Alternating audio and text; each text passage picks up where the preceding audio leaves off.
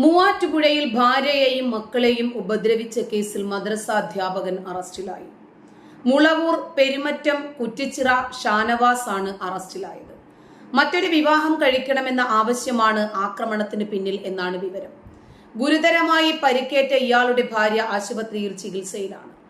രണ്ടാം വിവാഹത്തിന് തടസ്സം നിന്നതിനാണ് ഇയാൾ ഭാര്യയെയും മക്കളെയും ഉപദ്രവിച്ചത്. അതിലാണ് ഇയാൾക്ക് പ്രകോപനമുണ്ടായത്.